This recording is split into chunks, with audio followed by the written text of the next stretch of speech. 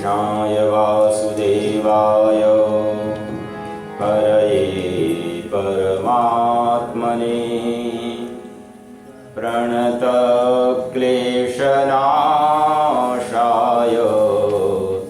गोविन्दाय नमो नमः।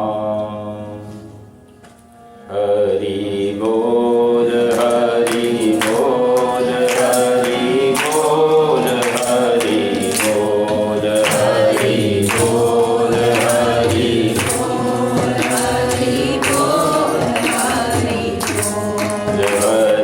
बोल हरि बोल हरि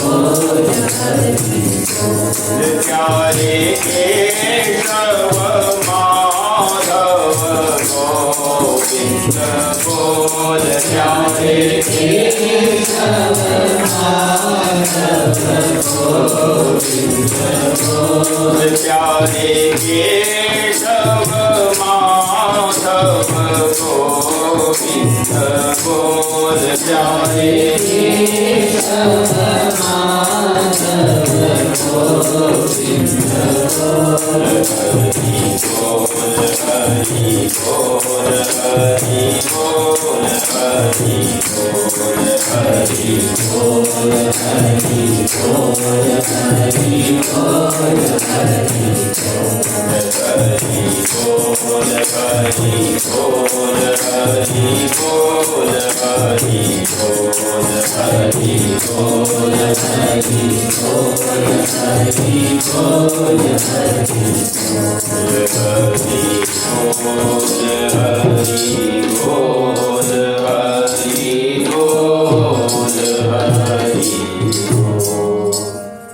अथ सर्वगुणोपेतः कालः परमशोभना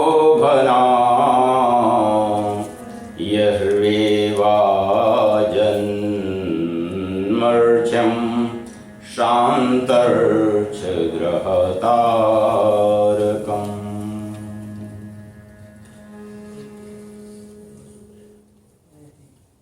परात्पर ब्रह्म की बाल लीला। सनातन धर्म उसी एक ही एनर्जी का कभी वो मानवीकरण करता है, कभी वो दैवीकरण करता है, कभी वो दानवीकरण करता है और कभी वो पशु पक्षीकरण करता है।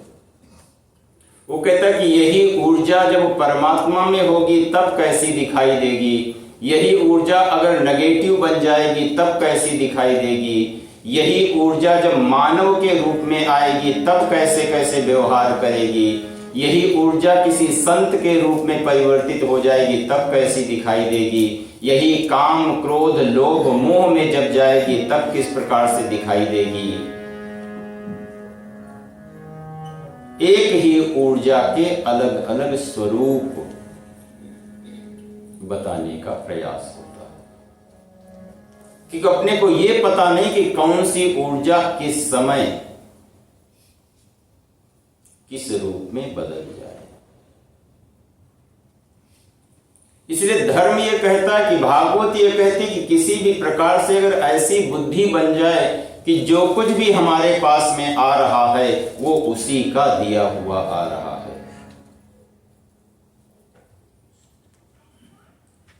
लेकिन ये भाव मजबूत हो जाए, कमजोर न रहे। मीरा का जब ये भाव बन गया, उनके पास में भेजा क्या गया, विष का प्याला, और उसके ऊपर लेबल क्या लगा हुआ था कि ये भगवान का चरणामृत। और वो क्या बन गया कि जब हृदय सरल हो जाता है तो वस्तुएं भी अपना गुणधर्म बदल लेती हैं। धन्ना जाट को शालिग्राम के नाम पर, भगवान के नाम पर क्या दिया गया था? नमक पीसने वाला पत्थर। लेकिन उसने अपनी भावना के आधार पर उसी पत्थर से उसी परात्पर सत्ता को प्रकट कर लिया था। अगर बुद्धि से सोचो तो कहेंगे कि अरे इसमें कैसे हो सकता है। इसलिए सनातन धर्म ये कहता कि वो कण कण में विद्यमान है, केवल उसे देखने वाली आंख चाहिए, दृष्टि चाहिए। श्रीमद् भागवत का 10वां स्कंध आश्रय और निरोध की लीला है। आश्रय का अर्थ है ठिकाना। हमारे मन का ठिकाना क्या है? हमारा मन रुकता कहां पर ज्यादा है? और जहां हमारा मन रुकता है वही उसका निरोध भी है। जब भी जीवन को बदलना पड़ेगा, जब भी इस जीवन से पार होना होगा, तो जो हमारा आश्रय है, हमारा मन उसी के आसपास में घूमने वाला बन जाएगा। आश्रय और निरोध, 10वां स्कंध की लीला आश्रय या निरोध की लीला, कि हमारा मन, हमारी बुद्धि, हमारा अहंकार घूम फिर करके कहां जाकर के टिक जाता है। जहां जाकर के टिकेगा वहीं से उसको खोलने की जरूरत होगी। जो भी परमात्मा के विषय में, जीवन के विषय में, शास्त्र के विषय में, धर्म के विषय में हम सुनते हैं, कभी उसकी समीक्षा करके देखा जाए कि उसमें से हमारी समझ में कितना आता है। अभी 4 दिनों से हम जितना सुन रहे हैं, कभी अगर इसकी समीक्षा की जाए तो क्या 4 लाइनें भी अपने सामने आएंगी कि जो टिक गई हों?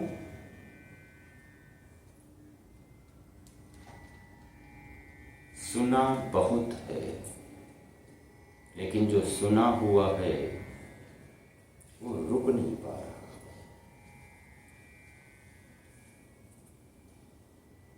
शास्त्र उसकी विधि बताते हैं।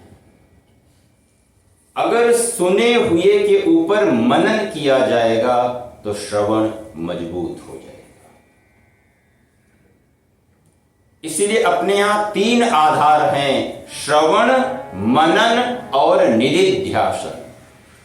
सुनना, उसके बारे में सोचना और उसके ऊपर एक्ट करना।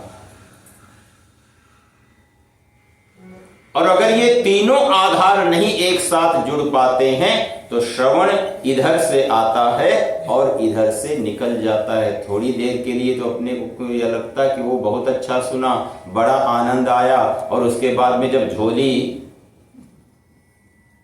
जाकर के खोलते हो तो लगता कि अरे इसमें से एक भी चीज, एक भी बात हम अपने लिए इसमें से संभाल नहीं पाए। इसीलिए वेद कहता कि वही सुन सकता है जो जगा हुआ है।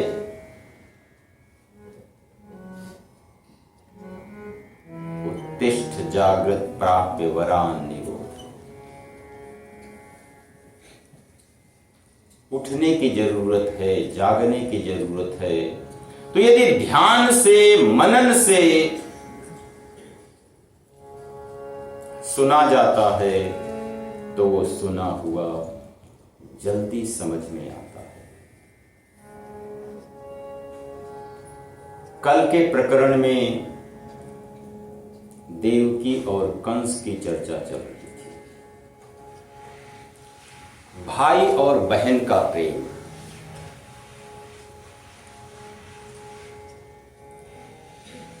देवकी का जब विवाह होता है तो कंस स्वयं उसके रथ को लेकर के चला रहा होता है। ऊपर से दिखाई देता है कि कितना प्रेम है, बहुत ज्यादा है। और जब आकाशवाणी होती है तो वो प्रेम रुकता है कि चला जाता है?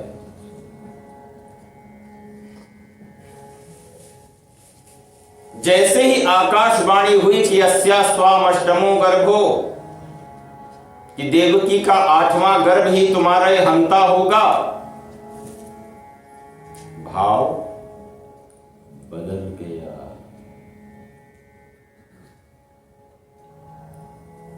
आज अगर हमारा भाव किसी वस्तु के प्रति है कि अरे हम इससे के बिना नहीं जी पाएंगे, इसके बिना नहीं जी पाएंगे, उसके बिना नहीं जी पाएंगे, हम इसको चाहते हैं, हम उसको चाहते हैं, उसको चाहते हैं,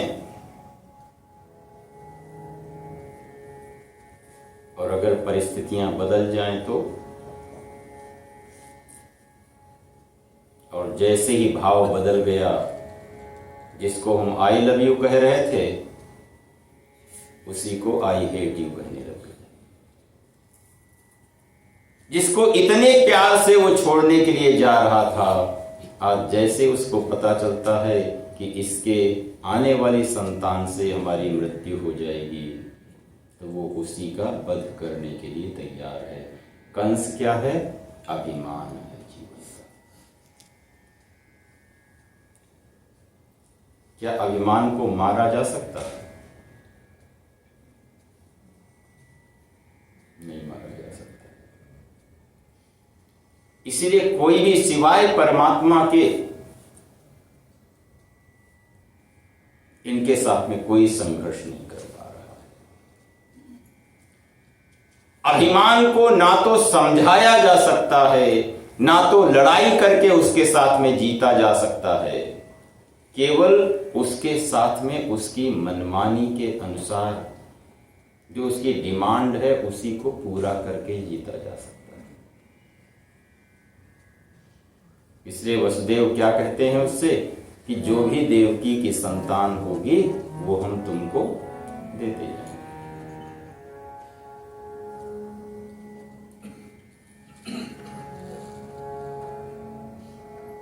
और वो राजी हो जाता है और उनको कहता है कि जाकर के रहो, जाकर के। जब वो संतान देते जाते हैं वो उनको समाप्त करता चला जाता है। तो कंस जीवन का अभिमान है। इसलिए तो कहते हैं मत कर तू अभिमान रे बंदे, झूठी तेरी शान है। अभिमान झूठ के साथ में जाएगा। अगर सत्य को उसी में मिला दिया जाएगा तो अभिमान नहीं रह पाएगा। लेकिन जब तक उसमें झूठ डाला जाएगा तब तक अभिमान। जितना झूठ अपने सामने होगा, कोई भी कहने लग जाए तुम बड़े अच्छे लग रहे हो, तुम्हारे कपड़े बड़े अच्छे लग रहे हैं, तुम्हारा ये बड़ा अच्छा लग रहा, तुम्हारा वो बड़ा अच्छा लग रहा, कहीं 10 कहने वाले मिल जाए तो चाल बदल जाएगी कि नहीं बदल जाएगी?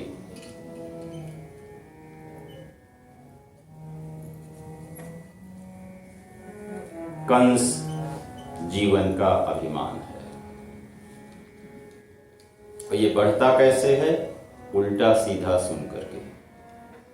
और अगर कहीं ये सुनना ऐसे लोगों के द्वारा आ रहा हो जिनके ऊपर भरोसा किया जा सकता हो, तब क्या होता है? आकाशवाणी उन्हीं लोगों में से। अगर माता पिता किसी बच्चे की प्रशंसा करने लग जाएं, गुरु किसी की प्रशंसा करने लग जाए, डॉक्टर किसी की प्रशंसा करने लग जाए, तो सोचो कि क्या दशा होगी।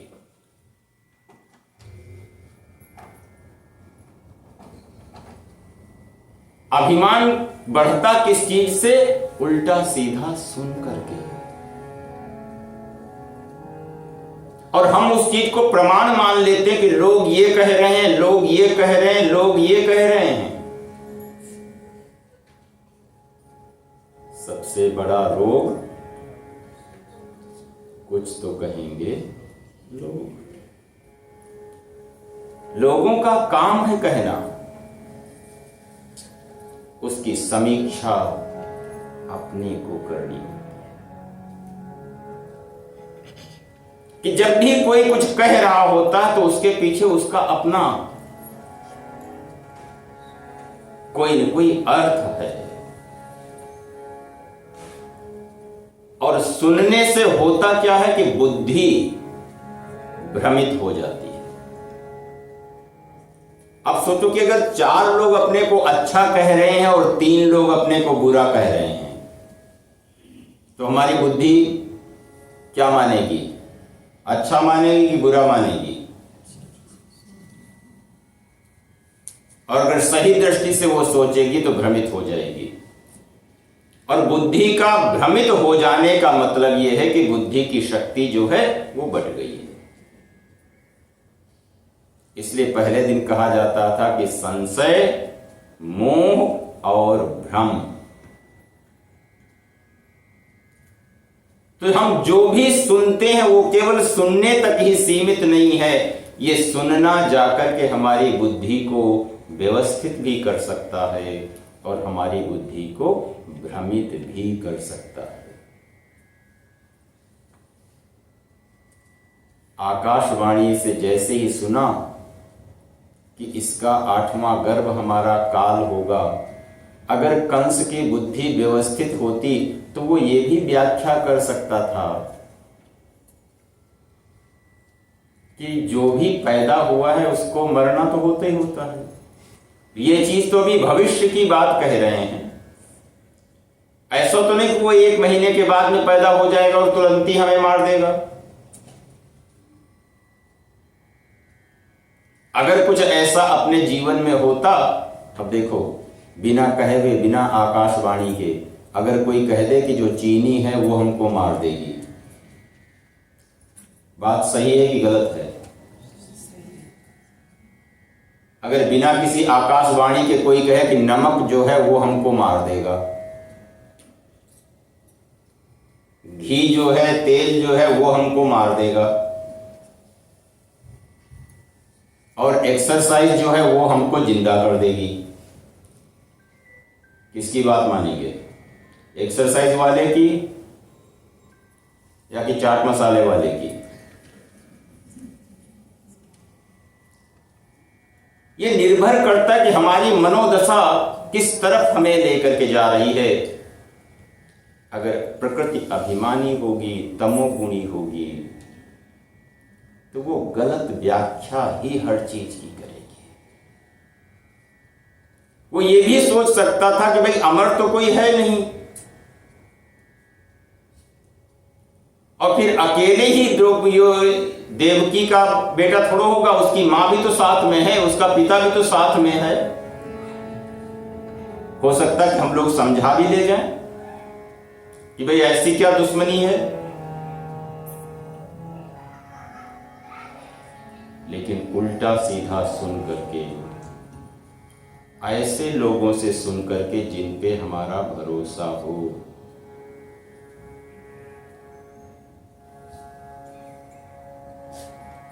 बुद्धि भ्रमित हो जाए। भ्रम का अर्थ है कि जिस बुद्धि में अगर 50 ग्राम की एनर्जी है तो वो 10-10 ग्राम के पीसेस में बिखर गई है। जहां पर हम 50 ग्राम की बुद्धि की ऊर्जा इकट्ठी कर सकते हैं, वहां वो 10-10 ग्राम की स्थिति में आ जाती है। उसमें वो स्ट्रेंथ नहीं होती है सोचने की। कैकेयी क्या राम को नहीं चाहती थी कि राम की दुश्मन थी? और मंथरा ने जो जो कैकेयी को समझाया, क्या वो सब सही था?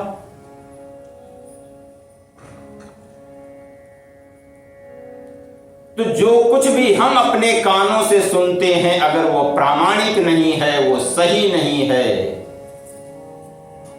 तो वो बुद्धि को भ्रमित कर देगा। और जो भ्रमित बुद्धि है वो क्या करती है कि काल ही कर्म ही ईश्वर ही मिथ्या दोष लगाए। जो भ्रमित बुद्धि होती है वो दूसरों के ऊपर दोषारोपण करती है, अपने दुख का कारण वो दूसरे को बना लेती है।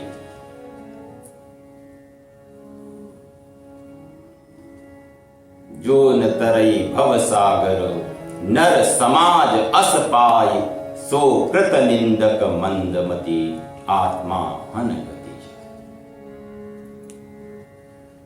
तो जो सुनना है वो केवल सुनने तक ही सीमित नहीं है, बल्कि बुद्धि को भी भ्रमित कर देता है। इसीलिए कहते हैं कि हर एक की बात को ना सुनो। जिसमें अपना कल्याण हो, जिसमें अपना भला हो, उसी बात को सुनो। लेकिन हमारा मन क्या कहता है कि हर बात सुने कि कुछ मिस कर जाए। अगर कहीं भी अपने बारे में कोई चर्चा शुरू हो गई हो तो हमारा मन क्या चाहेगा कि हर बात सुने कि छोड़ दें कुछ बीच में।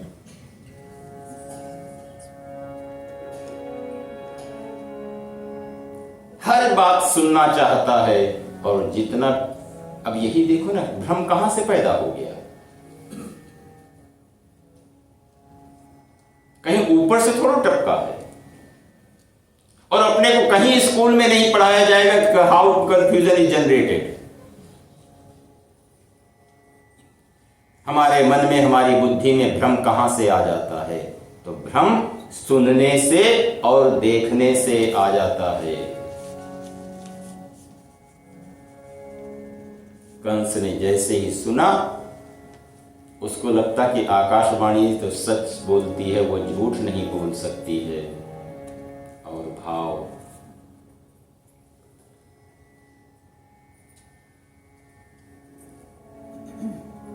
जहां जहां जितनी जितनी चीजें अपनी समझ में आ जाएं, उनके लिए गांठ बांधने की जरूरत है कि भ्रम को बढ़ाना चाहिए या भ्रम को कम करना चाहिए। इस संसार में अपने को बहुत से लोग समझाने वाले मिलेंगे। जिनको समझाने नहीं भी हो चाहिए वो भी अपने को समझाएंगे। सबसे ज्यादा भोला अगर कोई है तो वो इंसान है। अपने को रास्ते के कंकड़ पत्थर भी समझाते हैं।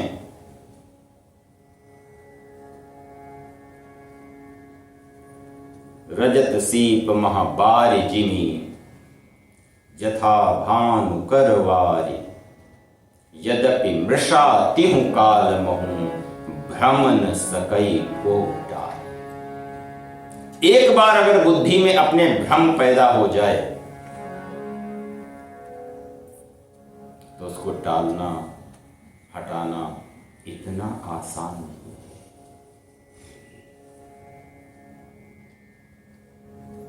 आकाशवाणी को सुन करके कंस की बुद्धि भी भ्रमित हो जाती है। भ्रमित माने, भ्रम माने बुद्धि का टुकड़े टुकड़े हो जाना, बुद्धि का एक न रह पाना। और जैसे ही बुद्धि भ्रमित होती है तो बुद्धि की शक्तियां बट जाती हैं। और बटी हुई बुद्धि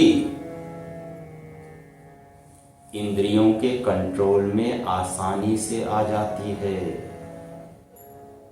अगर कोई मजबूत है तो उसको दूसरी चीजें कंट्रोल नहीं कर पाएंगे, लेकिन अगर कोई कमजोर है तो सब लोग उसको अपने नियंत्रण में कर लेते हैं। गीता तो कहते इंद्रियाणि पराण्याहु इंद्रियेभ्यः परम मना मनसस्तु परा बुद्धि। बुद्धि सबसे ज्यादा मजबूत है। कभी सोचा कि बुद्धि का वेट कितना होगा? मोटी है कि पतली है?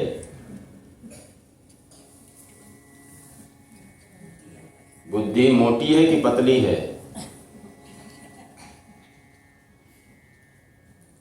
बुद्धि का वजन कम से कम 2.5 पाउंड के करीब है। सबसे ज्यादा अगर कोई मोटा है अपने शरीर में, इसीलिए बुद्धि पत्थर बन जाती है। अहिल्या क्या बन गई? कितना भ्रम पैदा हो गया। वो सोचती ये भी कर ले, वो भी कर ले, ये भी कर ले, वो भी कर ले, ये भी कर ले, वो भी कर ले।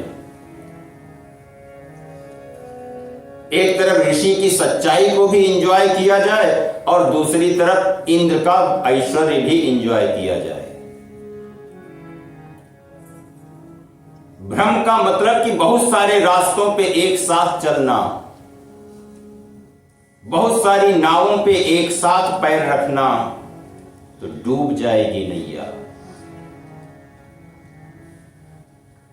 एक समय में एक ही स्थिति में आया जाए।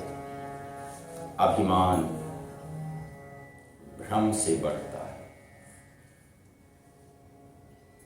इसलिए उसको ये नहीं पता चलता है कि अभिमान सच्चा है कि झूठा है।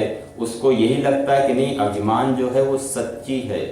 जैसे कि गुब्बारे में जब हवा भरी हुई होती है तो गुब्बारे को लगता कि हाँ हम इतने ही बड़े हैं, उसको ये नहीं लगता ये हवा का खेल है। बड़ी जल्दी ये हवा निकल सकती है। मत कर तू अभिमान रे बंदे, झूठी तेरी। इतनी सी बात समझने के लिए कई बार कई जीवन बीत जाते हैं।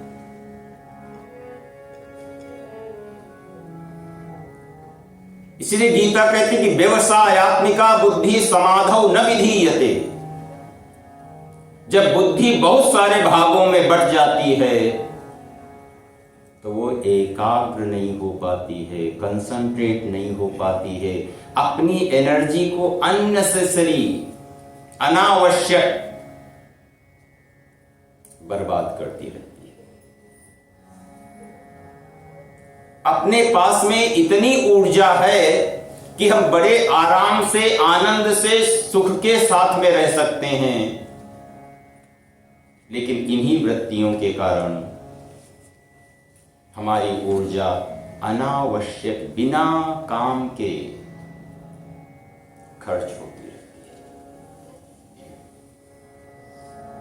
तो भ्रम में बुद्धि बट जाती है।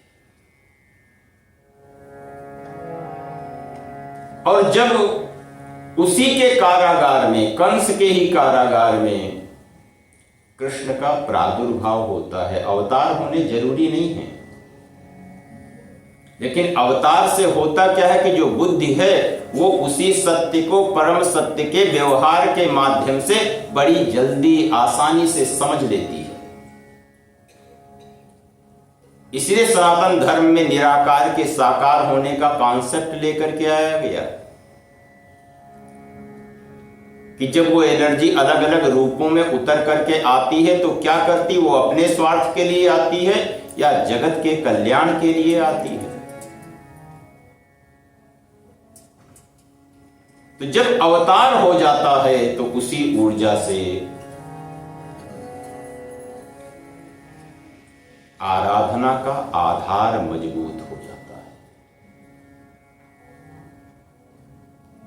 उसे याद करने का एक आधार मजबूत हो जाता है।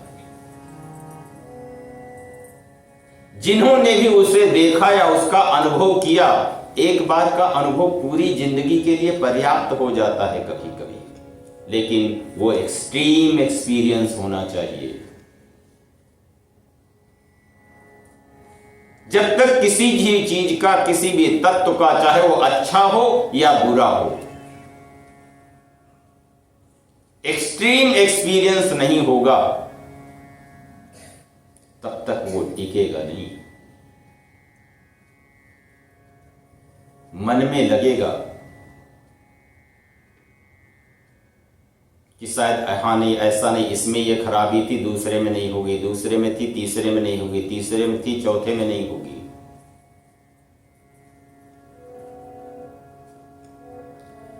अवतार से आराधना का आधार मजबूत होता है। इसीलिए अपने यहां कहा गया संभवामि युगे युगे, वो युग युग में उतर करके आता है। परमात्मा है तो ओमनी प्रेजेंट, है तो सब जगह पे, लेकिन वो प्रकट कहां होता है? चिंतन में।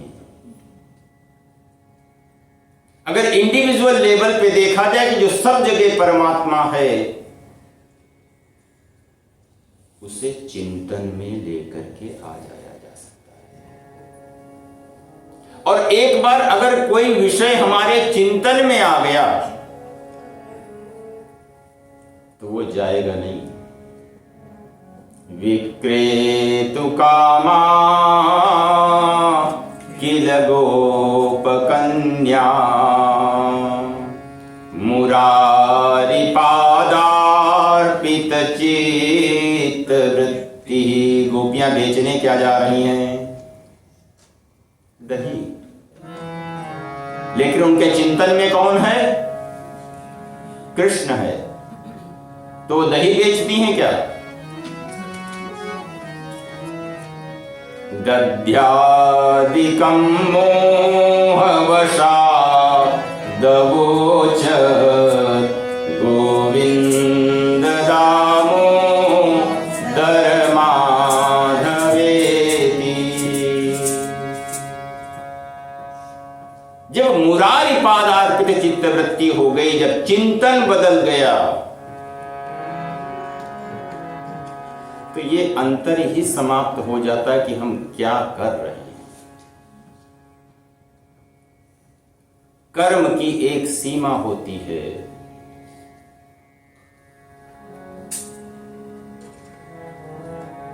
व्याध ने भी वही सद्गति प्राप्त कर ली। अलग से अलग, गलत से गलत काम करने वालों ने भी वो सद्गति प्राप्त कर ली। अंतर केवल इतना था, क्रिया में और सोच में, चिंतन में अंतर था।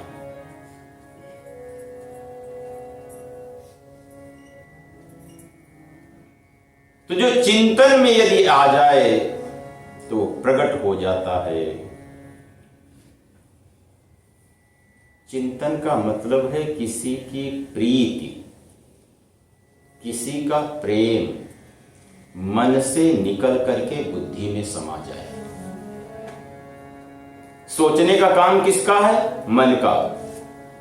डिसीजन मेकर कौन है? बुद्धि।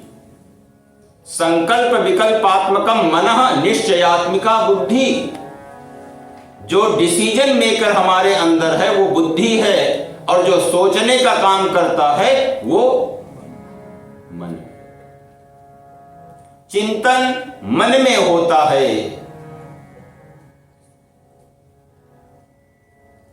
और जैसे ही चिंतन से प्रीति बुद्धि में चली जाती है तो बुद्धि सरल हो जाती है, सहज हो जाती है, संतुष्ट हो जाती है।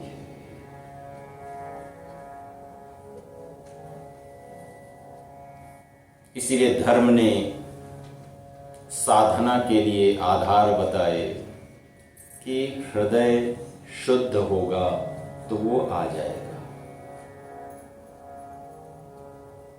भूत शुद्धि होती है। इसीलिए अगर अवतार के, कृष्णावतार के प्रकरण में देखा जाए कि जिसमें भगवान श्री कृष्ण का अवतार होता है, उस समय सब चीजें शुद्ध हो जा रही। प्रकृति ने सब चीजें व्यवस्थित कर ली हैं। 9 के 9 द्रव्य प्रकृति ने शुद्ध कर लिए, क्योंकि बॉस आ रहा है, इंस्पेक्शन है, हर चीज की मार्किंग हो सकती है। न्याय दर्शन करने वाले 9 द्रव्य बताते हैं, पृथिव्य तेजो वायुवाकाश काल आत्मा और मन। पृथ्वी, जल, तेज, वायु, आकाश, काल, आत्मा और मन।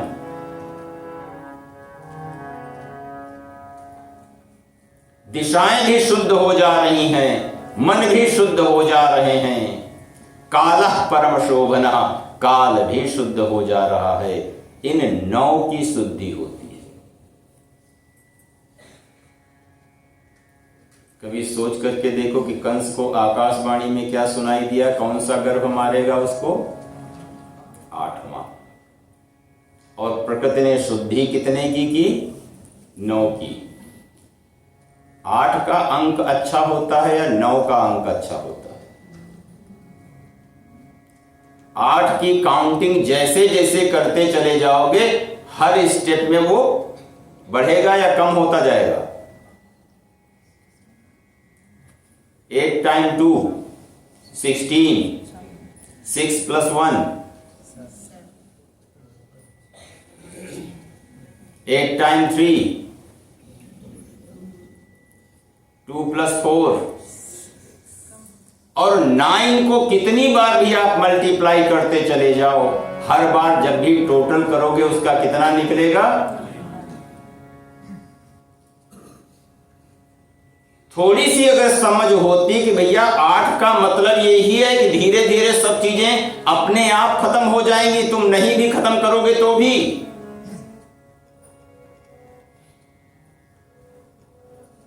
इसलिए 8 की संख्या दी।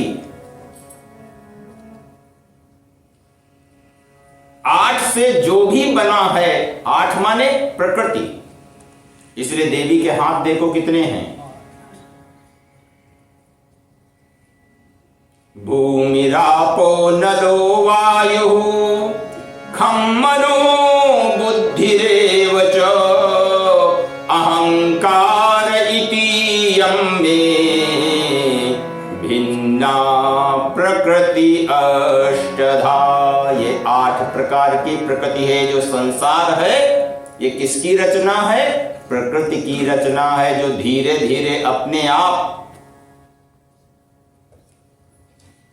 समाप्त हो जाता है, कम होता चला जाता है। उसी तरह से जैसे कि 8 का अंक धीरे धीरे 8 दूनी 16, 8 तिरिक 24, 8 चक्कू 32, 8 पंच 40, 5वें स्टेप पे जाते जाते 50-50 पे आ गई गाड़ी। और 9 को कितनी बार ही करते चले जाओ, और जब भी टोटल करोगे तो क्या आएगा? 9 ही आएगा। तो जो 9 द्रव्य की प्रकृति जो शुद्धि करती है, इसलिए अपने यहां हृदय शुद्धि की बात आती है, भूत शुद्धि की बात आती है। क्योंकि शुद्धता जहां भी होगी, जितनी भी होगी, वो अपनी मात्रा में रहती है। प्रकृति जहां पर भी होगी वो धीरे धीरे आकर के कम होती चली जाती है, चाहे जितनी कोशिश कर लो।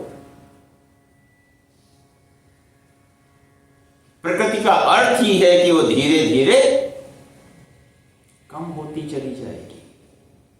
आयु है वो भी कम होती चली जाएगी, कर्म है वो भी कम होते चले जाएंगे। जितनी भी प्रकृति की संरचनाएं हैं वो धीरे धीरे क्षीण होती चली जाएंगी, चाहे कोई उपयोग करे या ना करे। फूल उगेगा, खिलेगा और फिर धीरे धीरे समाप्त हो जाएगा। बीज से वृक्ष बनेगा और वृक्ष फिर से जाकर के बीज में समा जाएगा। शून्य से शुरू होगा और सब कुछ आकर के शून्य में ही पूर्ण हो जाता है। कंस को यह बात जब नहीं समझ में आती है तो वो अभिमान के कारण सताता है। इसलिए जब भगवान का प्रादुर्भाव कारागार में होता था, उन्होंने वसुदेव देवकी को पूरी तरह से समझा दिया, लेकिन जिस रूप में समझाया वो बड़ा खतरनाक था। यशोदा के पास में जब भगवान पहुंचता है तो अलग रूप में पहुंचता है, और जब कारागार में पहुंचा तो कैसे पहुंचा? फुल ड्रेस कोड में। अगर भगवान फुल ड्रेस कोड में अपने सामने आ जाए तो प्यार आएगा कि डर लगेगा?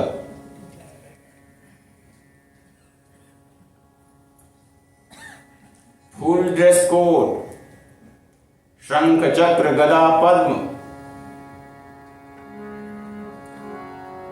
इसलिए अपने यहां कहा गया कि जब भी परमात्मा आता है तो अपने 6 कोड के साथ में आता है।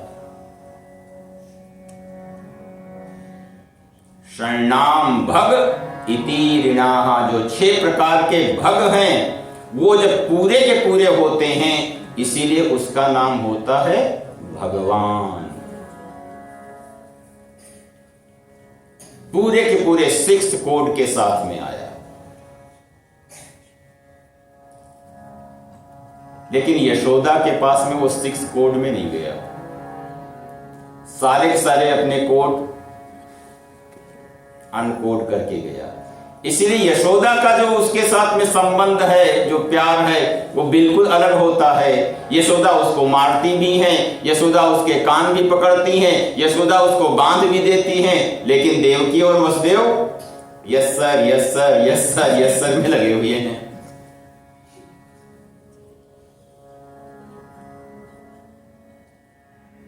जहां ऐश्वर्य के साथ परमात्मा प्रकट होता है, जो षडैश्वर्य है। इसलिए अपने यहां परमात्मा, भगवान और ईश्वर, ये 3 शब्दों के अनुसार बातचीत की जाती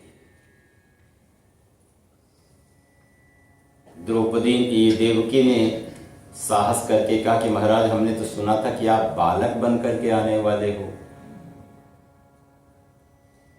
तो भगवान ने जब उनको सारी सारी बातें बता दी तो उसके बाद में वो बालक के रूप में आ गए और उन्होंने पूछा कि इतना छोटा इतना छोटा इतना छोटा बनना है। देवकी ने कहा हाँ, अब लगते तो बालक जैसे हो लेकिन बोलते अभी भी बड़ों के जैसे हो। भगवान ने कहा कि मैं बोल रहा हूं कि वो छोटा बच्चा बोलता नहीं, वो क्या करता है, रोता है। अभी तो मैं अपने कोड के साथ में हूं, इसलिए सुरक्षा हमारी जिम्मेदारी, तुम्हारी सुरक्षा करना। लेकिन जब मैं छोटा बन जाऊंगा ना, तब ये रिस्पॉन्सिबिलिटी टर्न ओवर हो जाएगी। उस समय मैं तुम्हारी सुरक्षा नहीं करूंगा, बल्कि तुम्हें हमारी सुरक्षा की चिंता करनी पड़ेगी।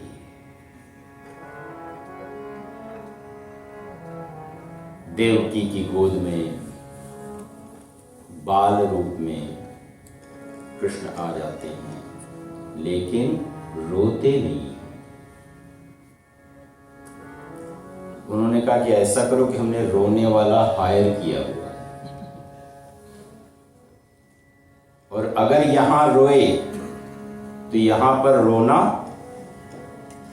सेफ नहीं है, तुम सबके सब फंस जाओगे और फिर अभी युद्ध शुरू हो जाएगा जो बाद में होने वाला है। इसलिए कृष्ण प्रादुर्भाव कारागार में हो जाता है, लेकिन कोई रोने का ड्रामा वहां पर नहीं चलता। तो जैसे बताया, सूप में रख करके वसुदेव गोकुल की तरफ लेकर के जाते हैं। लेकिन सोचो कि अगर बुद्धि में, दिमाग में परमात्मा आ जाए तो पैर सीधे चलेंगे या उल्टे टेढ़े चलेंगे। अगर परमात्मा बुद्धि में बैठ जाए, अभी तो 1-2 बोतल जब पहुंच जाती है दिमाग में तो पैर सीधे चलते हैं कि आड़े तिरछे चलते हैं। और अगर सोचो कि ईश्वरीय ऊर्जा बढ़ जाए, उस समय क्या होता है। वसुदेव ने सिर पर कृष्ण को रख लिया और गोकुल की ओर प्रस्थान कर रहे हैं, लेकिन अभी भी पांव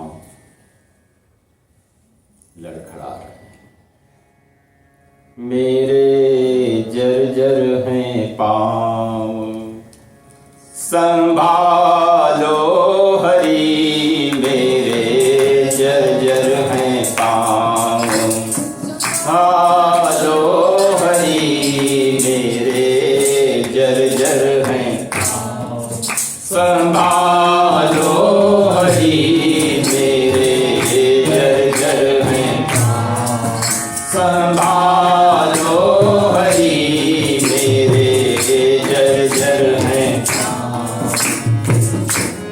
अपने चरणों की छाँव में बिठा लो हरि, अपने चरणों की छाँव में बिठा लो हरि, अपने चरणों की छाँव में बिठा लो हरि, अपने चरणों की छाँव में बिठा लो हरि। मेरे जर्जर हैं पाँव संभालो हरि, मेरे जर्जर हैं पाँव संभालो हरि, मेरे जर्जर हैं पाँव संभालो हरि, मेरे जर्जर हैं पाँव संभालो हरि, अपने चरणों की छाँव में बिठा लो हरि, अपने चरणों की छाँव में बिठा लो हरि, माया ममता की गलियों में भटका हुआ, माया ममता की गलियों में भटका हुआ, माया ममता की गलियों में भटका हुआ, माया ममता की गलियों में भटका हुआ, मैं हूँ तृष्णा के पिंजरे में अटका हुआ, मैं हूँ कृष्णा के पिंजरे में अटका हुआ, जाला विषयों ने भाव संभालो हरि, जाला विषयों ने भाव संभालो हरि, जाला विषयों ने भाव निकालो हरि, जाला विषयों ने भाव निकालो हरि, मेरे जर्जर हैं पाँव संभालो हरि, मेरे जर्जर हैं पाँव संभालो हरि, मेरे जर्जर हैं पाँव संभालो हरि, मेरे जर्जर हैं पाँव संभालो हरि, कोई पतना की ने सुझाया मुझे, कोई पटना किसी ने सुझाया मुझे, फिर भी देखो कहाँ खींच लाया मुझे, देखो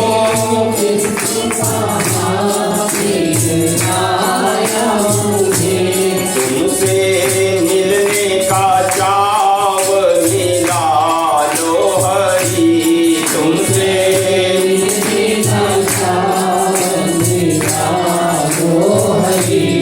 मेरे जर्जर हैं पाँव संभालो हरि, मेरे जर्जर हैं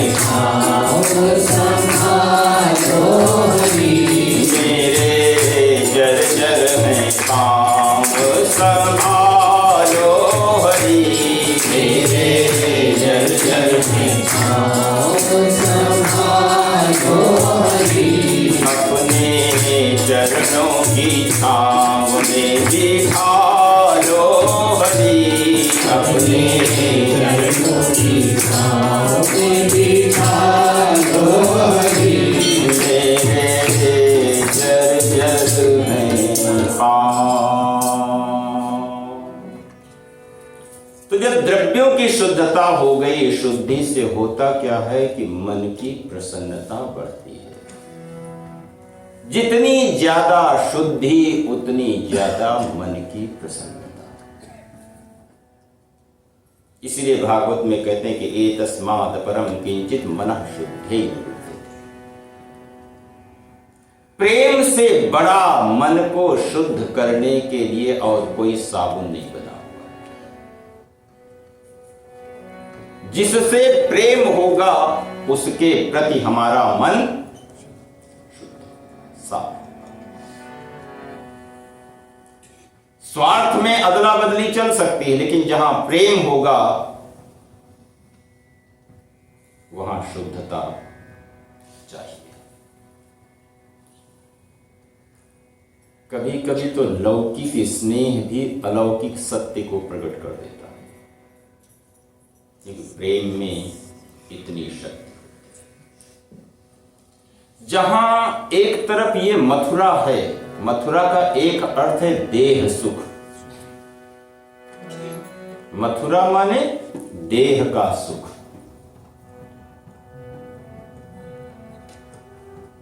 वहां पे हर चीजें डिसिप्लिन में रह रही हैं, लेकिन गोकुल में अलग स्थिति हो रही है। जितनी भी श्रुतियां हैं, जितने भी ऋषि हैं, वो सबके सब गोपी बनकर के आए हुए हैं और इस काल की प्रतीक्षा कर रहे हैं। और कई बार ये देखो कि जब बहुत ज्यादा समय होता है ना, तब घबराहट नहीं होती है। जब थोड़ा समय रह जाता है किसी भी चीज के लिए,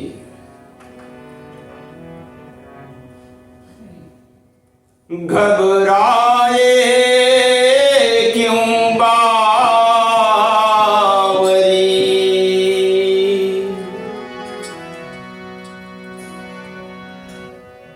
क्यों चिंतित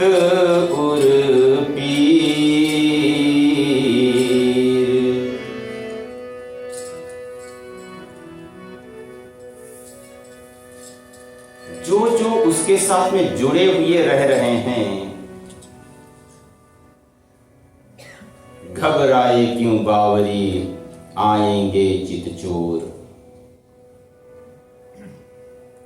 धैर्य रखो, और जैसे जैसे समय नजदीक होता है वैसे वैसे उन साधकों की आकुलाहट, उनकी व्याकुलता भी बढ़ जाती है।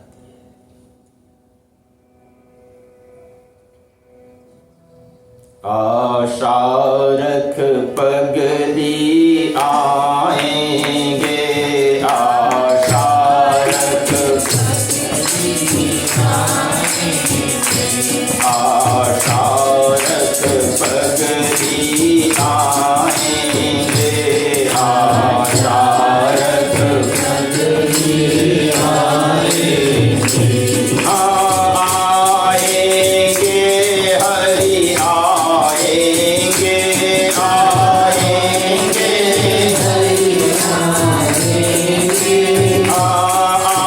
आएंगे श्री हरि आएंगे, आएंगे श्री हरि आएंगे, आशा रख पगली आएंगे, आशा रख पगली आएंगे,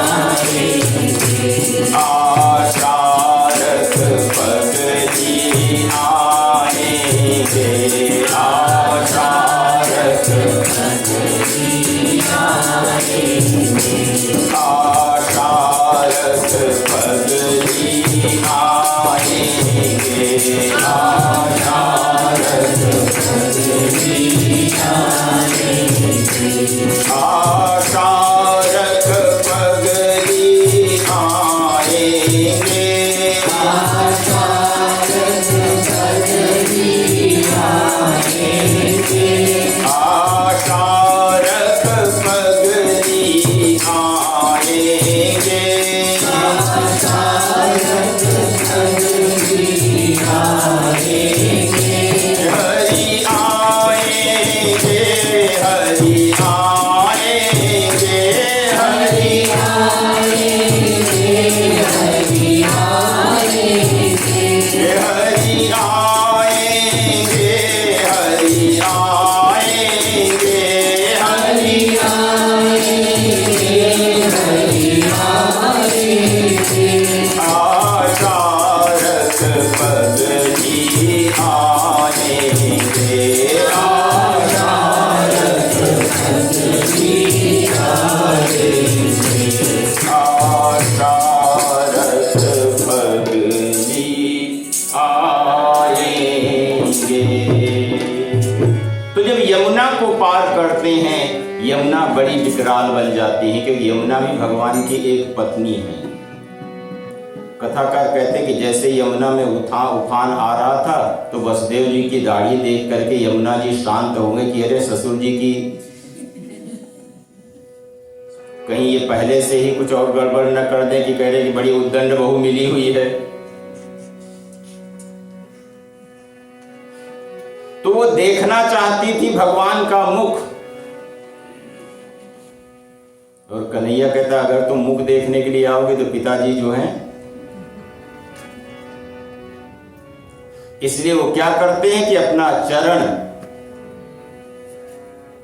यमुना से स्पर्श करवाते हैं और यमुना शांत हो जाती है। यमुना माने भक्ति।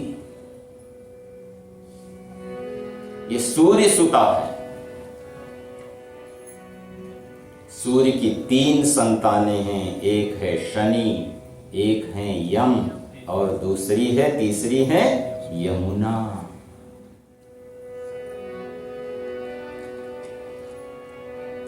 उतरे नहाने जमुन जल जो शरीर सम श्याम। जहां गंगा का जल उज्जवल रहता है, वहां यमुना का जल हर समय सांवला रहता है, श्याम रहता है। तो यमुना को पार किया, जैसे ही गोकुल में पहुंचते हैं तो सबके सब कपाट खुले मिल जाते हैं। कृष्ण को यशोदा के पास में लिटा दिया, और जो उनके यहाँ कन्या थी उसको अपने साथ टोकरी में लेकर के वापस मथुरा में आ जाते हैं। अब दोनों ने एक साथ रोना शुरू किया। इधर गोकुल में कृष्ण रो रहे हैं और मथुरा में माया रो रही है। कभी देखो कि रोना भी जगाने वाला होता है। कृष्ण इसलिए रो रहे हैं कि मैं जिनके पास में आया हूं वो सो रहे हैं। कृष्ण का रुदन यशोदा को जगा देता है, और माया का रुदन किसको जगा देता है? कंस को जगा देता है, कंस के पहरेदारों को जगा देता है। क्रिया एक है, लेकिन उस एक ही क्रिया का परिणाम अलग अलग दिखाई देता है। रोना एक है, लेकिन एक के रोने से गोकुल में आनंद हो जाता है, और दूसरे के रोने से भय बढ़ जाता है। जैसे कन्या रोती है और कंस वहां से दौड़ता हुआ आता है, देव की प्रार्थना करती कि भैया ये तो कन्या है, ये तुम्हारा क्या बिगाड़ पाएगी, लेकिन जैसे उसको खींच करके घुमा करके मारना चाहता है, वैसे ही अष्टभुजा बन करके उसके माथे पे पैर मारती है। वो बोलती तेरा मारने वाला तो पहले ही पैदा हो चुका है, अब सोचो कि डर कम होगा कि बढ़ जाएगा। जिसके लिए इतने सारे काम किए वो भी पूरा नहीं कर पाया, और वो कह करके चली जाती कहां? विंध्याचल। नंद गोप गृहे जाता यशोदा गर्भ संभवा, ततस्तो नाशयिष्यामि विंध्याचल निवासिनी। वे विंध्यवासिनी मात की जय। कंस देवकी के पास जाता है, वो कहता कि बहन ये देवता लोग बड़ा झगड़ा लगाने वाले होते हैं। अगर मैं इन देवता, और मुझे नहीं पता था कि ये देवता लोग झूठ भी बोलते हैं। आकाशवाणी ने कहा था कि अस्यास्त्वाम अष्टमो गर्भो, और अब ये कह रहे हैं कि वो तुम्हारे मारने वाला पैदा हो चुका है। मेरी समझ में नहीं चीजें आ रही कि वो क्या रहा है। देवता नहीं झूठ बोल रहे हैं। जो भ्रमित मति होती है वो कुछ का कुछ समझ रही होती है। जैसे कंस ने समझ लिया कि भाई देवकी का 7वां गर्भ जो है वो गिर गया। दुनिया में सब कुछ हमारे चाहने से, हमारे सोचने से नहीं होगा। प्रकृति की अपनी चाल है। तो कंस को भय होता है और नंद के यहां आनंद होता है। रुदन एक ही है।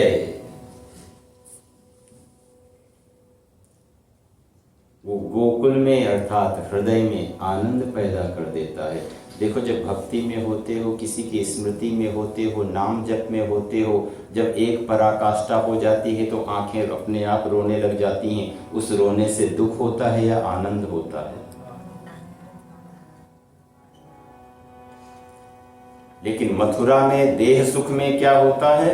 आनंद की जगह भय होता है। कंस भयभीत हो जाता है और गोकुलवासी आनंद में मग्न हो जाते हैं। तो जैसे ही यशोदा को पता लगता है, बाकी दासियों को पता चलता है, नंद बाबा को धीरे धीरे पता चलता है, हर एक की प्रसन्नता का कोई ठिकाना नहीं रहा। पूरे गोकुल में आज ये शोर होने लग गया कि नंद घर आनंद में, कि नंद स्वात्मज उत्पन्ने, कि नंद के जाता धादो महामनाः आहूय विप्रान् वेदज्ञान स्नातः सुचिरलंकृतः।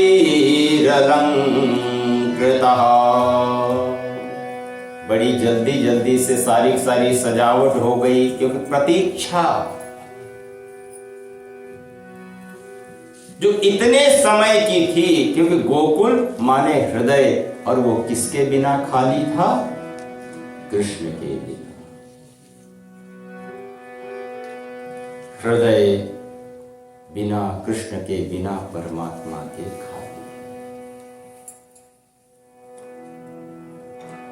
और जैसे ही ये आग की तरह से खबर पहुंचती है तो हर कोई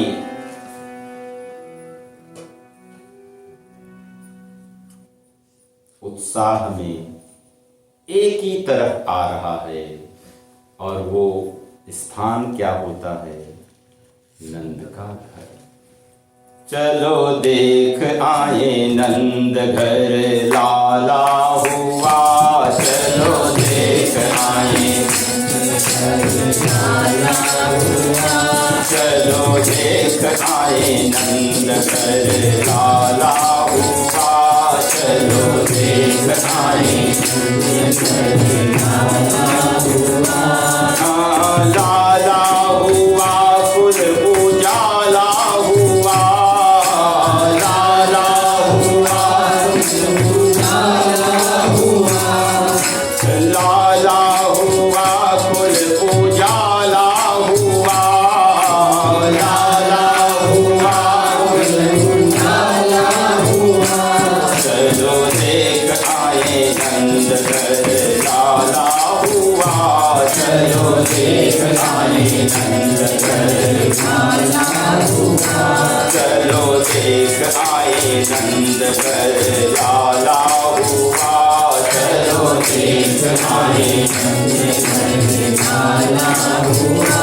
सब मिलजुल कहे गोप ग्वाला हुआ, सब मिलजुल कहे गोप ग्वाला हुआ, सब मिलजुल कहे गोप ग्वाला हुआ, सब मिलजुल कहे गोप ग्वाला हुआ। चलो देख आए नंद कर लाला हुआ। चलो देख आए नंद घर लाला हुआ। चलो देख आए नंद घर लाला हुआ। चलो देख आए नंद घर लाला हुआ। चलो देख आए नंद घर लाला हुआ। चलो देख आए नंद घर लाला हुआ। तो नंद के घर में जैसे ही कृष्ण का जन्म होता, मानो पूरा ब्रजमंडल, नंद माने नंदयति इति नंदः, जो दूसरे को आनंद दे वो है नंद।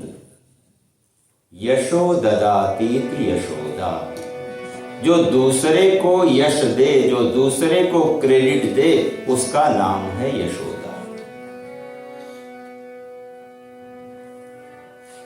अब जब इस स्थिति में आ जा रहे हैं और पहली ही ये संतान उनके घर में पैदा हुई, और वो भी जीवन के अंतिम पड़ाव पर, फिर तो पूरे गांव के लोगों ने, पूरे नगर के लोगों ने, पूरे ब्रजमंडल के लोगों ने बड़ा उत्साह मचाया। बोले कृष्णचंद्र भगवान की जय। नंद के आनंद भयो जय कन्हैया। नंद के आनंद भयो जय कन्हैया लाल की। नंद के आनंद भयो जय कन्हैया लाल की। नंद के आनंद भयो जय कन्हैया लाल की। हाथी दीने घोड़ा दीने और दीनी पाल की।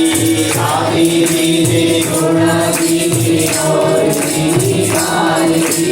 हाथी दीने घोड़ा दीने और दीनी पाल की। हाथी दीने घोड़ा दीने और दीनी पाल की। नंद के आनंद भयो जय कन्हैया लाल की। नंद के आनंद भयो जय कन्हैया लाल की। नंद के आनंद भयो जय कन्हैया लाल की। नंद के आनंद भयो जय कन्हैया लाल की। नंद के आनंद भयो जय कन्हैया लाल की। नंद के आनंद भयो जय कन्हैया लाल की। नंद कर आनंद भयो जय कन्हैया लाल की। नंद कर आनंद भयो जय कन्हैया लाल की। जय कन्हैया लाल की। मदन गोपाल की जय कन्हैया लाल की। मदन गोपाल की। जय कन्हैया लाल की। मदन गोपाल की। जय कन्हैया लाल की। मदन गोपाल की। नंद कर आनंद भयो जय कन्हैया लाल की। नंद कर आनंद भयो जय कन्हैया लाल की। नंद घर आनंद भयो जय कन्हैया लाल की। बोलिए कृष्णचंद्र भगवान की। शीत कमला कुच मंडल ए धृत कुंडल कलित ललित वनमाल जय जय देव कलित ललित वनमाल जय जय दीनमणि मंडल मंडल भव खंडन भव खंडन मुनि जन मानस हंस जय जय देव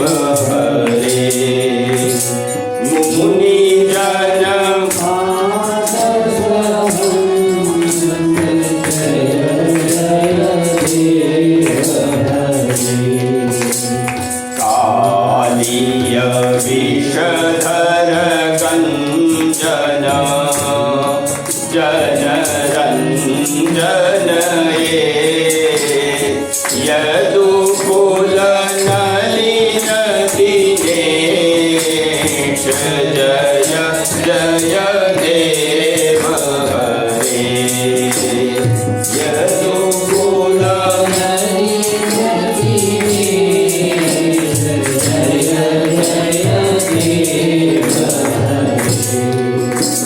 मधुमूर नरक विनाशन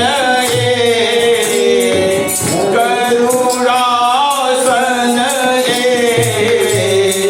दूरकुल के निदान जय जय देव हरे जय सुरकुल के निदान जय जय देव हरे जय सुरकुल के निदान जय जय देव हरे कमल कमल दल लोचन भव मोचन भव मोचन भव त्रिभुवन भवन निधान जय जय देव हरे जय त्रिभुवन भवन निधान जय जय देव हरे जनक सुधाकृत भूषण चित दूषण चित दूषण चित दूषण समर शमित दश कंठ जय जय देव हरे जय समर शमित दश कंठ जय जय देव हरे अभिनव जलधर सुंदर धृत मंदर धृत मंदर धृत मंदर श्रीमुख चंद जगोर जय जय देव हरे जय श्रीमुख चंद जगोर जय जय देव हरे तव चरणे प्रणतामयम् इति भावये इति भावये इति भावये गुरु कुशलं प्रणतेषु जय जय देव हरे जय गुरु कुशलं प्रणतेषु जय जय देव हरे श्रीकमला कुचमण्डलये श्रीकुण्डलये कलित ललित वनमाल जय जगदीश हरे। तो वेदों ने स्तुति की, ब्राह्मणों ने स्तुति की, गांव की वृद्धाओं ने आकर के नंद के भवन में बधाइयां देने शुरू अवतार लियो गोपाल नंद भवन बधाई बाज रही। अवतार लियो नंद लाल नंद भवन बधाई बाज रही। नंद भवन बधाई बाज रही। नंद भवन बधाई बाज रही। नंद भवन बधाई बाज रही। नंद भवन बधाई बाज रही। अवतार लियो नंद लाल नंद लाल नंद भवन बधाई बाज रही। अवतार लियो गोपाल नंद भवन बधाई बाज रही। नंद भवन में कान्हा आया। नंद भवन में कान्हा आया। नंद भवन में आनंद छाया। नंद भवन में आनंद छाया। हो गए माला माल नंद भवन बधाई बाज रही। सब हो गए माला माल नंद भवन बधाई बाज रही। अवतार लियो नंद लाल नंद भवन बधाई बाज रही। अवतार लियो नंद लाल नंद भवन बधाई बाज रही। बड़ा सुंदर श्याम सलोना है। बड़ा सुंदर श्याम सलोना है। बड़ा सुंदर श्याम सलोना है। बड़ा सुंदर श्याम सलोना है। मन मोहन रूप खिलौना है। मन मोहन रूप खिलौना है। ब्रिज पर से रंग गुलाल नंद भवन बधाई बाज रही। ब्रिज पर से रंग गुलाल नंद भवन बधाई बाज रही।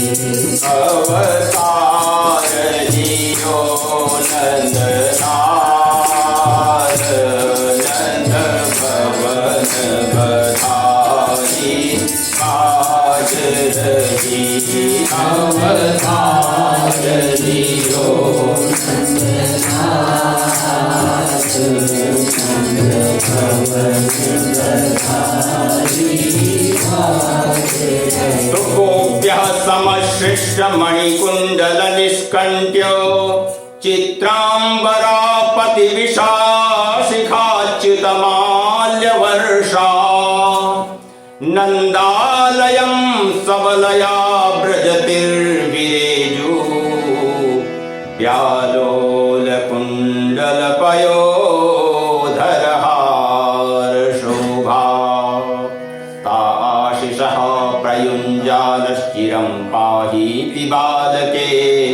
हरिद्राचूर्णतैलाभिः सिञ्चन्त्यो जनमुज्जगुः।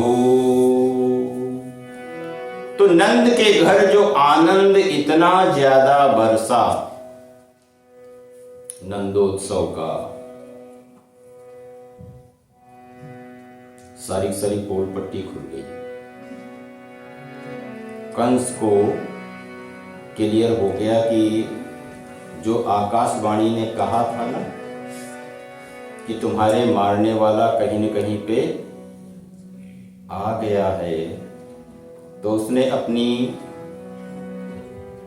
मीटिंग बुलाई और मीटिंग में यह डिसाइड हुआ कि पूरे ब्रजमंडल में इस समय के उत्पन्न हुए जितने भी बालक हैं उन सभी को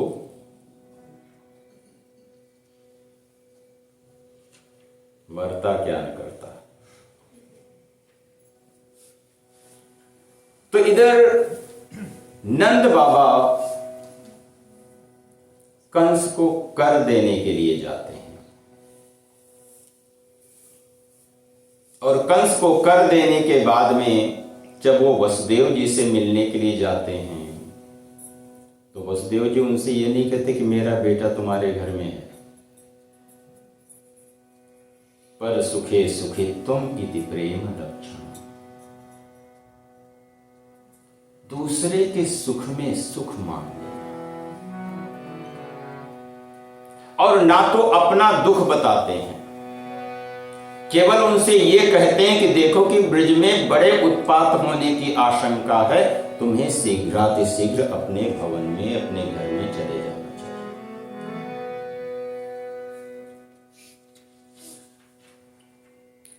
अब जब इधर ये स्थिति होती है, अभी तो वसुदेव देवकी को कंस ने मुक्त कर दिया था कि हमारी गलती थी, सॉरी, धीरे धीरे वाली, मैनर्स वाली होकर के, लेकिन सुधरा नहीं। किसको बुलाया? पूतना को कि तुम जाओ।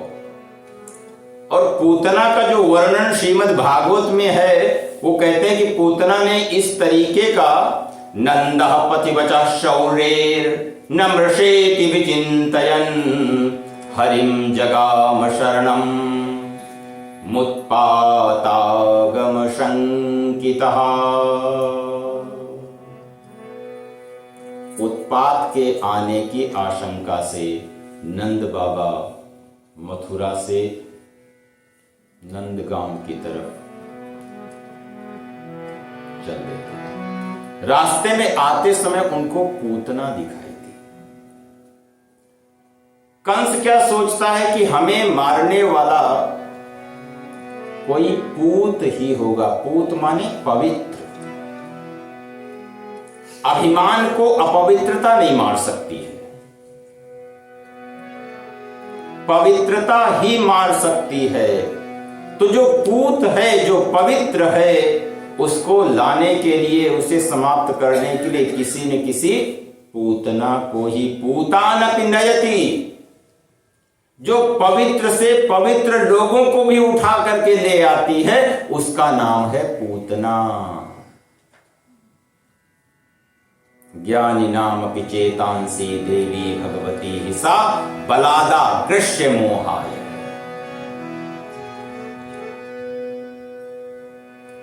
बलपूर्वक खींच करके तो उसने अपना रूप क्या बनाया कि ताम केशबंध व्यतिषिक्त मल्लिकाम बृहन्नितं वस्तन कृक्ष मध्यमाम सुवास संकंपित कर्ण भूषण तुषोल्लसत्कुंतल मंडिताननम।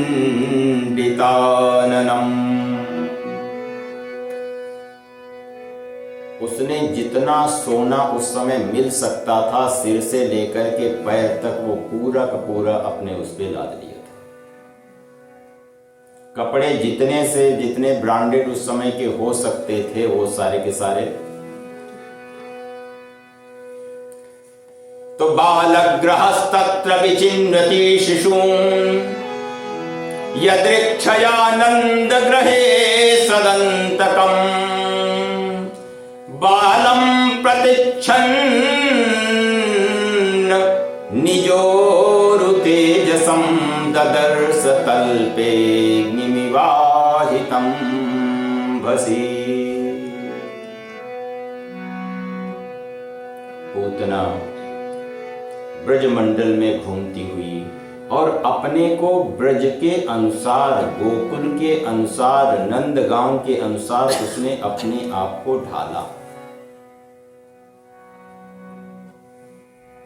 कि अगर किसी नई जगह पे जाना हो तो अगर फटे पुराने कपड़े पहन करके जाओ तो किसी पार्टी में अगर अपरिचित के उसमें जाना हो तो एंट्री करने देंगे क्या? और अगर ठाट बाट बना करके जाओ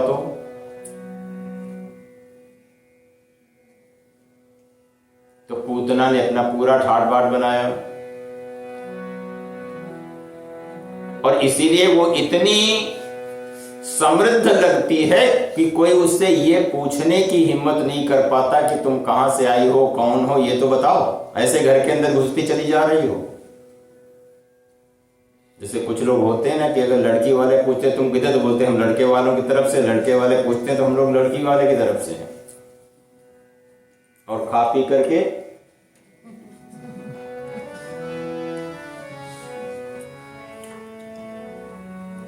वो कृष्ण को देखती है। कभी देखो ये पूतना है कौन? ये बलि की बेटी है।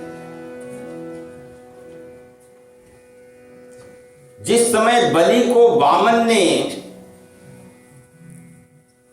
बांधा था उस समय उनकी बेटी, उसके अंदर दो भाव एक साथ पैदा हुए। पहली वो भाव ये था कि काश कितना सुंदर हमारा पुत्र होता जिसको कि हम पैपान कराते।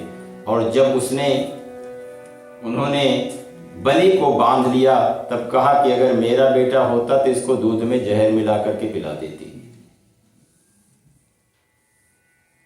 उन दोनों भावों के कारण वही पूतना बनती है और दोनों ही चीजें एक साथ हो रही हैं।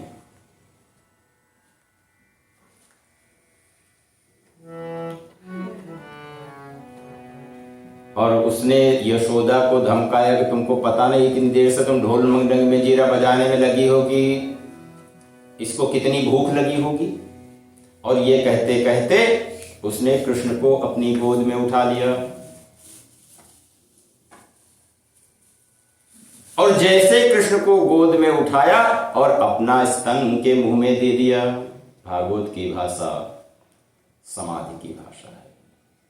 बड़े शब्द हैं, ह्यस्तन, स्वस्तन, परस्तन। ह्यस्तन माने जो बीत गया है काल, स्वस्तन माने जो आने वाला समय है। तो पूतना ने भगवान श्री कृष्ण के मुख में कौन सा समय दे दिया? जो उसका आने वाला है।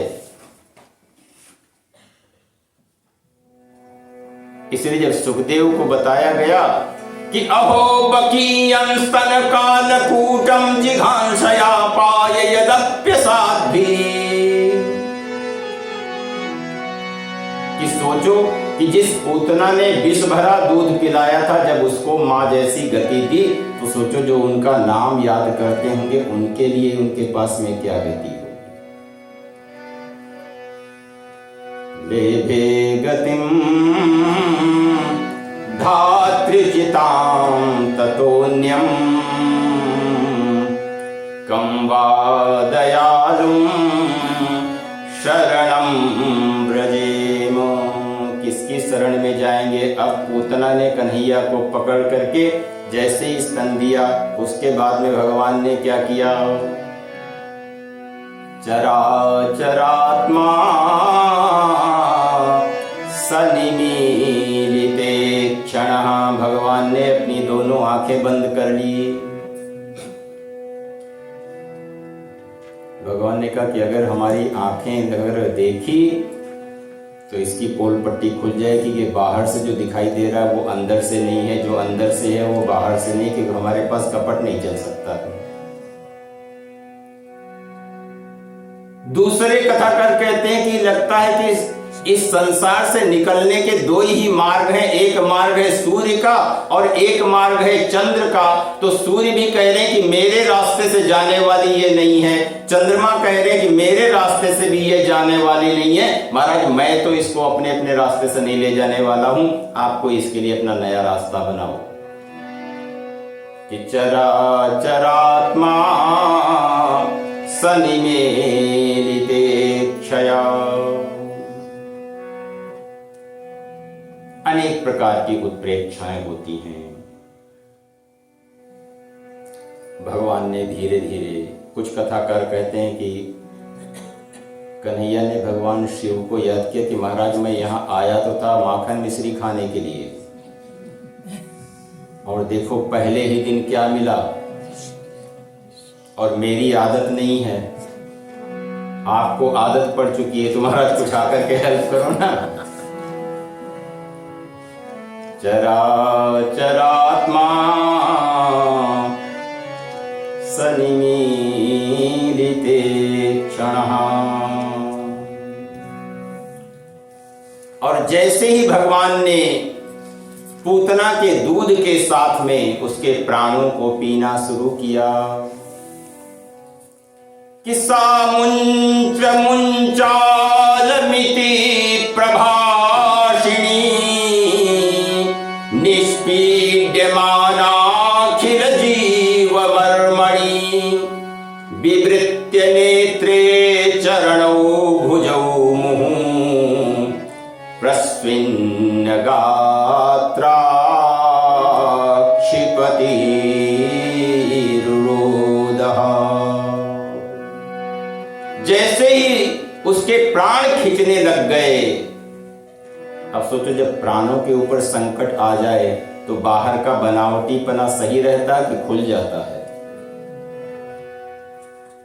तो जब प्राणों के ऊपर संकट आता है उस समय पूतना अपने वास्तविक स्वरूप में आ जाती है। पूतना क्या है? अविद्या, इग्नोरेंस।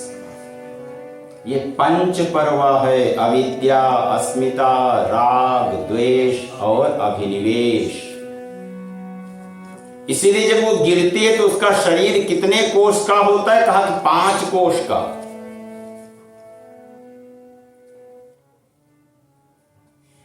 जो इग्नोरेंस है ना, अपने हृदय में जितनी भी अच्छाई पैदा होती है धीरे धीरे हमारी ही पूतना उस अच्छाई को समाप्त करती रहती है और बड़े तरीके से समाप्त करती है। कभी अपने अपने बचपन का, अपने अपने जीवन के वो क्षण अगर हम याद करें जिस समय अपनी वृत्ति उसकी तरफ लग रही थी, वो एकाग्रता, वो स्थितियां कहां चली गई? जो अपनी पूतना है उसने उनको विष पिलाया। पूतना से भगाने के लिए मंत्र एक था कि मुंच मुंच पूतने। तो पूतना ने सोचा कि अगर किसी बच्चे को पूतना लग जाती है तो उसको छुड़ाने के लिए ये मंत्र बोलते हैं। तो सोचा कि कन्हैया अगर हमको लग गया तो शायद वही वाला मंत्र यहां भी काम आ जाए, इसलिए कहते कि सा मुंच मुंचालमिति प्रभाषिणी, कि छोड़ दे छोड़ दे छोड़ दे। भगवान ने कहा कि मैया मुझे केवल पकड़ना आता है, छोड़ना तो आता ही नहीं है। यद गत्वा न निवर्तन्ते तद्धाम परमम्, जहां से वापसी नहीं हो सकती है, मुझे केवल पकड़ना आता है, छोड़ना नहीं आता है। तो कृष्ण को लेकर के आकाश मार्ग से जाती है और गांव के बाहर निकल करके धड़ाम से एक शिला पर जाकर के गिर जाती है और भगवान श्री कृष्ण उसके वक्षस्थल पर क्रीड़ा करने। बोलिए कृष्णचंद्र भगवान की। गोविंद मेरो है, गोपाल मेरो है, गोविंद मेरो है, गोपाल मेरो है, गोविंद मेरो है, गोपाल मेरो है, गोविंद मेरो है, गोपाल मेरो है। श्री बांके बिहारी नंदलाल मेरो है, श्री बांके बिहारी नंदलाल मेरो है, श्री बांके बिहारी नंदलाल मेरो है, श्री बांके बिहारी नंदलाल मेरो है, गोविंद मेरो है, गोपाल मेरो है, गोविंद मेरो है, गोपाल मेरो है। तो जैसे ही कृष्ण को वहां देखते तो सबके सब ब्रजवासी भयभीत हो जाते हैं। अब किसी की हिम्मत नहीं होती है कि पूतना के ऊपर चढ़ करके कृष्ण को ले आए। अविद्या में से परमात्मा को निकाल करके, ईश्वर को निकाल करके लाना कौन जाता है? यशोदा जाती है। इति नंदादयो गोपाः प्रोक्तास्ते सौरिणा ययुः।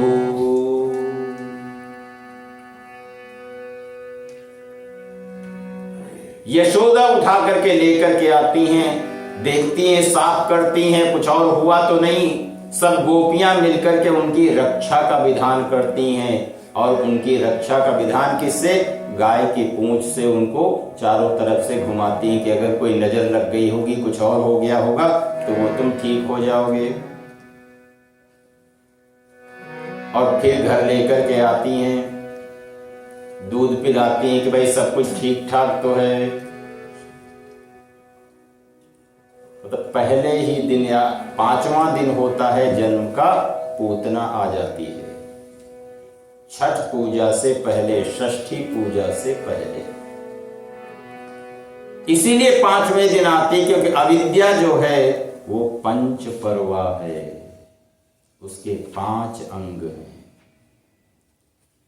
अविद्या, अस्मिता, राग, द्वेष और अभिनिवेश। इसीलिए अविद्या के 5 टुकड़े किए गए। उसको जो जलाना था, क्योंकि वो 5 कोष की थी, 10 किलोमीटर लंबी चौड़ी, और उसके 2-2 किलोमीटर के 1-1 टुकड़े किए गए, और उसका प्रज्वलन हो जाता है। अभिमान और किसको भेजेगा? पहले अगर कोई चीज आएगी तो वो इग्नोरेंस आएगी, वो जीवन में अविद्या आएगी। लेकिन ब्रजवासी अपने आप में मस्त हैं, क्योंकि अब जो है संबंध जुड़ गया है। तो दुख में भी सुख है, सुख में भी सुख है, हर उसमें। श्याम प्यारे से जिसका संबंध है, श्याम प्यारे से जिसका संबंध है, उसे हर घड़ी आनंद ही आनंद है, हर घड़ी आनंद ही आनंद है। श्याम प्यारे से जिसका संबंध है, श्याम प्यारे से जिसका संबंध है, उसे हर घड़ी आनंद ही आनंद है, उसे हर घड़ी आनंद ही आनंद है। झूठी ममता से करके किनारा, झूठी ममता से करके किनारा, झूठी ममता से करके किनारा, झूठी ममता से करके किनारा, लेके सच्चे प्रभु का सहारा, लेके सच्चे प्रभु का सहारा, जो खुशी की रजा में रजामंद है, जो खुशी की रजा में रजामंद है, जो खुशी की रजा में रजामंद है, जो खुशी की रजा में रजामंद है, उसे हर घड़ी आनंद ही आनंद है, उसे हर घड़ी आनंद ही आनंद है। श्याम प्यारे से किसका संबंध है, श्याम प्यारे से किसका संबंध है, मोहन प्यारे से किसका संबंध है, मोहन प्यारे से किसका संबंध है, तुझसे हर घड़ी आनंद ही आनंद है, तुझसे हर घड़ी आनंद ही आनंद है, तुझसे हर घड़ी आनंद ही आनंद है। बोले कृष्णचंद्र भगवान की जय। तो जो गोकुलवासी उस आनंद की स्थिति में जा रहे होते हैं जिसका कोई प्रतिद्वंदी नहीं है। सुख का तो प्रतिद्वंदी है, शांति का भी प्रतिद्वंदी है, लेकिन आनंद का कोई प्रतिद्वंदी नहीं है। आनंद का कोई अपोजिट वर्ड नहीं है। इसलिए जो कुछ भी घटनाएं घटती हैं, अब ये मान करके चलो कि ये सब कुछ घटनाएं किससे घट रही हैं? अभिमान से। अभिमान इनका प्रेरक है। अभिमान चाहता है कि किसी भी तरीके से कृष्ण को जीवित न रखा जाए, क्योंकि यदि परमात्मा जीवन में आ गया तो हम अभिमान नहीं कर पाएंगे। कारण क्या है कि परमात्मा परम सत्य है। जहां सत्य होगा वहां झूठ टिक नहीं पाएगा। इसलिए वो झूठ को टिकाने के लिए हर तरीके से अलग अलग प्रयास होंगे। आज पूतना आई, कल सकटासुर होगा, तृणावर्त होगा, अघासुर होगा। ये सबके सब मार्मिक विषय हैं कि अभिमान से क्या क्या विकार उत्पन्न होते हैं, जिनसे कि जो हमारे हृदय में आने वाला परम सत्य होता है वो धीरे धीरे किस प्रकार से निकल जाता है। तो वही कथा, वो चर्चा, वो बाल लीला कल होगी। बोले कृष्णचंद्र भगवान की। गोविंद मेरो है, गोपाल मेरो है, गोविंद मेरो है, गोपाल मेरो है, गोविंद मेरो है, गोपाल मेरो है, गोविंद मेरो है, गोपाल मेरो है, श्री बांके बिहारी नंदलाल मेरो है, श्री बांके बिहारी नंदलाल मेरो है, श्री बांके बिहारी नंदलाल मेरो है, श्री बांके बिहारी नंदलाल मेरो है, गोविंद मेरो है, गोपाल मेरो है, गोविंद मेरो है, गोपाल मेरो है, गोविंद मेरो है, गोपाल मेरो है, गोविंद मेरो है, गोपाल मेरो है, श्री बांके बिहारी नंदलाल मेरो है, श्री बांके बिहारी नंदलाल मेरो है, गोविंद मेरो है, गोपाल मेरो है, गोविंद मेरो है गोपाल मेरो है गोविंद मेरो है गोपाल मेरो है। बोले कृष्णचंद्र भगवान की।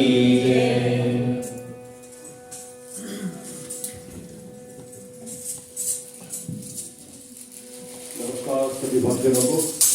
आज के बहुत ही सुंदर